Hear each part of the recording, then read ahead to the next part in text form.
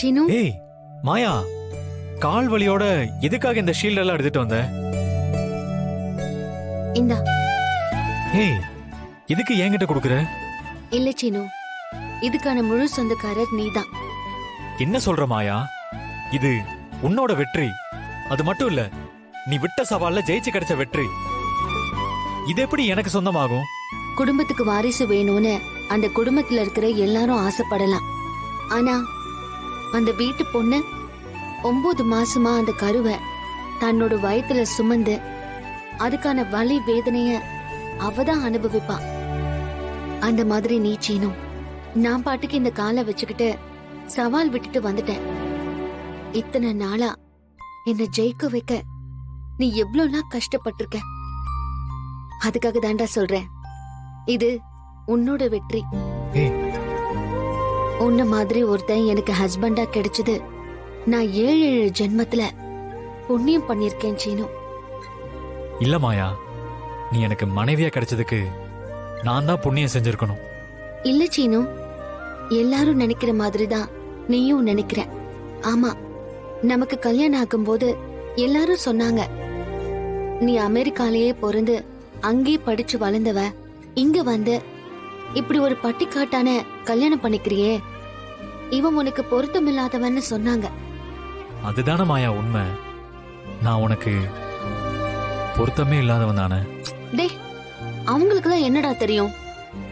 நீ எப்படிப்பட்ட பொக்கிஷம்னு அவங்களுக்கெல்லாம் தெரியாது. நீ எனக்கு கிடைச்ச வரம் சீனு. நமக்கு கல்யாணம் ஆகி இந்த நிமிஷம் வரைக்கும் என்னோட எல்லாத்துக்கும் நீ உறுதுணையா தான் நின்னு இருக்க. என்னோட எல்லா வெற்றிக்கும் நீ மட்டும்தான் காரணம். நீ எனக்கு புருஷனா கிடைச்சதுக்கு நான் ரொம்ப கொடுத்து வச்சிருக்கணும். அப்படியெல்லாம் சொல்லாத மாயா. வாழ்க்கை துணைங்கிற பேருக்கு ஏத்த மாதிரி ஆரம்பத்துல இருந்து நீ தான் எனக்கு எல்லா விஷயத்திலயும் துணையா இருந்திருக்க. நான் வாழ்க்கையில முன்னேறணும்னு எனக்குன்னு ஜவுளி கடை வச்சு கொடுத்து எனக்கு எவ்வளவோ சப்போர்ட்டா இருந்திருக்க. மாயா, நான் உனக்கு செய்யறதுக்கான வாய்ப்பாதான் கடவுள் எனக்கு இந்த விஷயத்தை கொடுத்திருக்காரு. நீ செஞ்சதோட ஒப்பிட்டா நான் செஞ்சதெல்லாம் ஒண்ணுமே இல்ல. புருஷன் முன்னேற்றத்துல மனைவி இருக்கிறது சாதாரண விஷயம். ஆனா மனைவியோட தனிப்பட்ட லட்சியத்துக்கு புருஷன் கூட நிக்கிறதுங்கிறது எவ்வளவு பெரிய விஷயம் தெரியுமா? நீ எனக்கு என்னோட லட்சியத்துக்கு கூட நின்னு இருக்கடா. என்ன பார்வதி, இன்னைக்கு உங்க வீட்ல எல்லாரும் காவடி எடுக்க போறதா கேள்விப்பட்டேன். ஆமாங்க. அப்புறம் நானே உங்களுக்கு ஃபோன் பண்ணணும்னு நினைச்சேன். எதுக்கு? என்னங்க டான்ஸ் போட்டு இப்படி ஆயிடுச்சு. இப்படி ஆகும் நான் கொஞ்சம் கூட எதிர்பார்க்கவே இல்ல. அத கேக்குறதுக்கு நேரம் இல்ல, நான் சொல்றத மட்டும் கேளு. சரி சொல்லுங்க, என்ன விஷயம்? எல்லாரும் காவடி எடுக்க கோவிலுக்கு வரும்போது நான் சொல்றத நீதான் செஞ்சு முடிக்கணும். நான் என்ன பண்ணணும்னு மட்டும் சொல்லுங்க.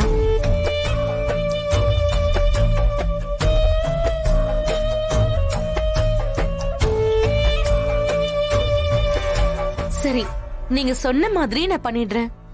இன்னைக்கு தானா புள்ளத்தாச்சி இல்லங்கிற விஷயம் ப்ரோக்ராமுக்கு தெரிஞ்சாகணும். நான் சொன்னத எந்த குழப்பமும் இல்லாம செஞ்சு முடிக்கணும். நீங்க சொல்லிட்டீங்கல்ல, சொன்ன மாதிரியே நடக்கும். இதுக்கப்புறம் நான் பாத்துக்கிறேன், விடுங்க. சரி, நான் வச்சிடறேன்.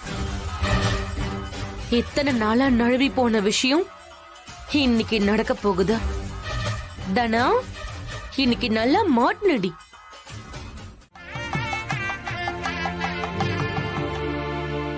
மாமா தனாவுக்கு நல்லபடியா பிரசவம் ஆகணும்னு வேண்டிக்கிட்டு தான் இந்த காவடியே எடுக்கிறாரு. ஆனா தனா கர்ப்பமா இல்லைன்னு உனக்கே தெரியும்.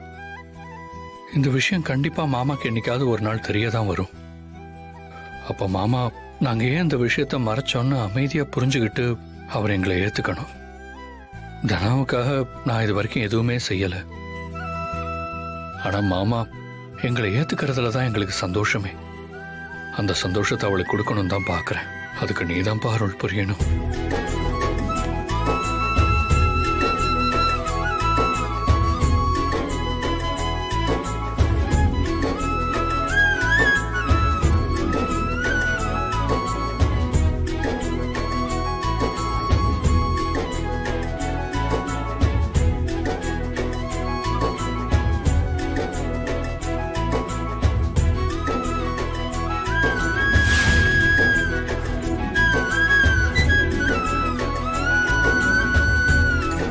ஐயா அப்ப நாங்க கிளம்புறோம் ஐயா. நீங்க நல்ல நேரமா பார்த்து காவடி எடுத்துக்கிட்டு ஊர்வலமா கோயிலுக்கு வந்துருங்கய்யா. ஆ ஜானகி. சரிங்க.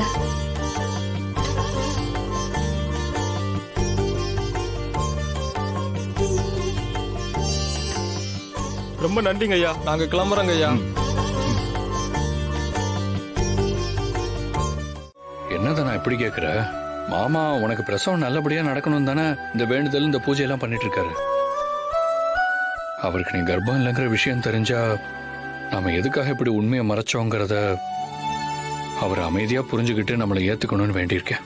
கதிர், எனக்கு நினைவு தெரிஞ்சு அப்பா ஒரு நாளும் இப்படி வேண்டுதல் வச்சு நேர்த்தி கடன் பண்ணி நான் பார்த்ததே இல்ல.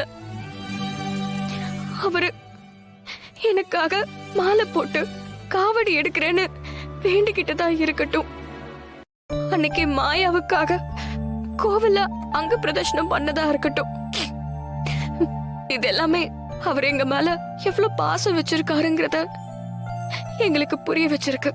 அப்பா பாசத்துக்காக ஒரு கதை ஒண்ணு சொல்லுவாங்க. அம்மா தன்னோட குழந்தைய இடுப்புல தூக்கி வச்சுக்கிட்டு தான் பார்த்த உலகத்தை காட்டுவாங்களாம். ஆனா அப்பா தான் குழந்தைய தோளுக்கு மேல தூக்கி வச்சுக்கிட்டு தான் பார்க்காத உலகத்தை கூட காட்டுவாராம். அதுதான் அப்பாவோட பாசங்கிறது. அந்த பாசத்துக்கு விலை மதிப்பே கிடையாதுண்ணா.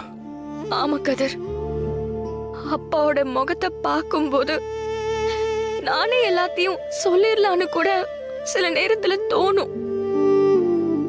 ஆனா ஏதோ ஒரு பயம் வந்து தடுக்குது கதிர்.